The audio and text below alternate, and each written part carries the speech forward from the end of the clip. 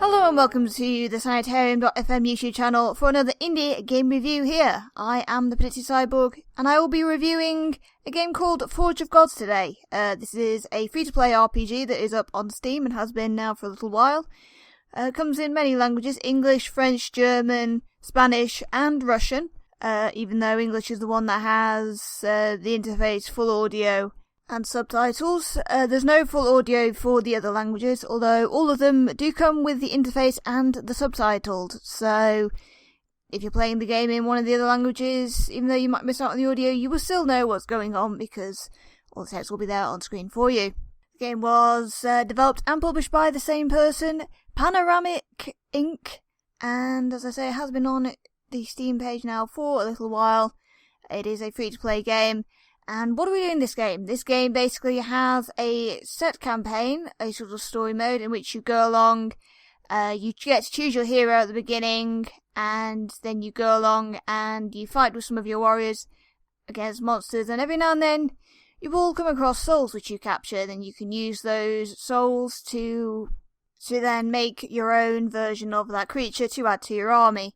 And at some point you will realise that you have captured the soul of two similar beasts, two of the same species, and then you can actually sort of merge them together into one to make a high-level beast, and level up all the experience to make them stronger.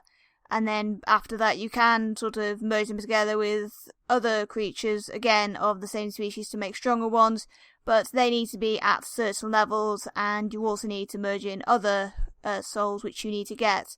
Some of these souls can be found through accessing various crypts and other summoning places, some of which you actually need to pay some of the green gems that you sort of pick up through completing various missions and everything. There is a very sort of mobile game feel to this game in a way.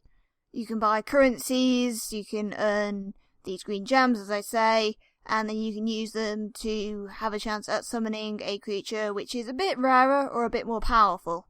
You will also, sometimes after completing quests, you will get various rewards. Sometimes it's those gems, sometimes it's soul stones, which you can use in a special crypt to try and summon creatures that aren't always that rare. Usually they're common, but sometimes you get good ones out of doing that, and so on and so forth.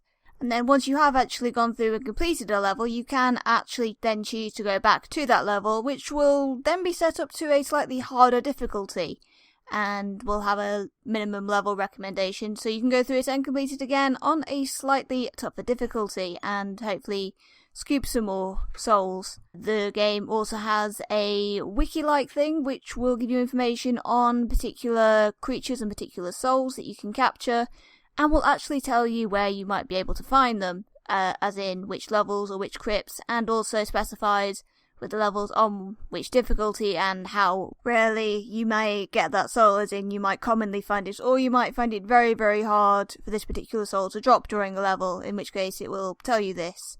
For example, the white priest that I'm using during these videos, yeah, that one's a rare drop.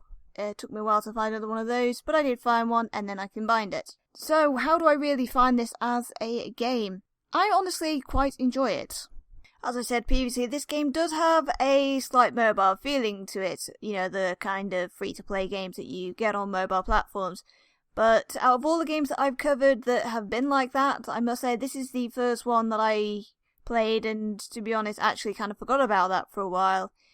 Every previous game that has been a mobile port or has had a sort of free-to-play mobile game feel to it, you haven't been able to get away from the fact that, you know, you need to spend a little bit of real money to make it work better or properly in some cases. But this time I could just play this game and just have fun playing it and think about strategy and everything. Positioning helps, because you do have some creatures that are ranged, and you have some that can do healing, some that are better at melee. So it really does make you think about what you're using and where you're using it. The only issues I might have with it is that as you go along, some creatures will tend to get overpowered quite easily as you progress through the levels. Like a few levels later, your creature that maybe might have been doing really well for you originally suddenly isn't doing so well, no matter how much experience you put into it, and you need to retire it and choose something else. For example, the wolf that I was using at first, just getting taken down far too easily, so I had to replace it with something else. As far as experience goes, as I say, you can put experience into other creatures. There is a feature here where you can take spare souls and kind of merge them into a creature that maybe you're using and trying to power up, and you'd get a sort of experience bonus if you place certain spare souls with the same species. Like, for example, the white mage that I'm using is a human soul, and if I put human souls into him for more experience, then he gets a bonus, so on so forth. But then, I suppose cycling out those creatures when they're no longer able to keep up with the rest of the army and sort of feeding their souls maybe into your new creatures, maybe that's just how the game goes, maybe that's just part of the strategy. I mean, I've kind of got used to it, still don't like it, but it's a feature of the game, and it doesn't really put me off from playing it that much. So, as I said, this game is currently free to play on Steam. There are actually a few downloadable content packs for the game, though. You've got the Promote pack, you've got the Spring Rush pack, and the Team of Justice pack, which cost between $8.99 and $18.99 in the UK, respectively. Check out your prices for the US, because they are going to be a little bit different. Unfortunately, I'm not able to pull off the prices right now for this review. But yes, if you want to play a simple little RPG game that feels a little bit like a mobile game, but it's not going to cost you anything if you don't get the DLC packs, and is probably going to keep you engaged with a little bit of strategy, then yeah, certainly look at picking this one up. As I say, free to play, so you might as well take a chance on it, because you've got nothing to lose, and if you do like it, then you can invest in the DLC packs and probably go a little bit further. I am going to be playing a little bit more of this game every now and then, and I think it is a good one, so do go pick it up if you want to. And so that does it for another indie game review. I am the Predictive Cyborg, and I have been looking at Forge of Gods, a little RPG game, free to play on Steam.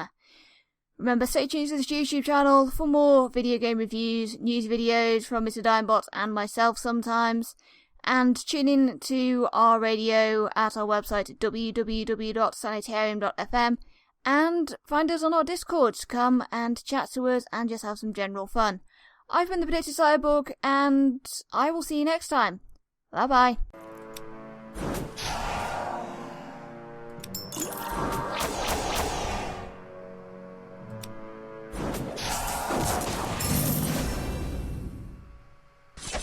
Victory!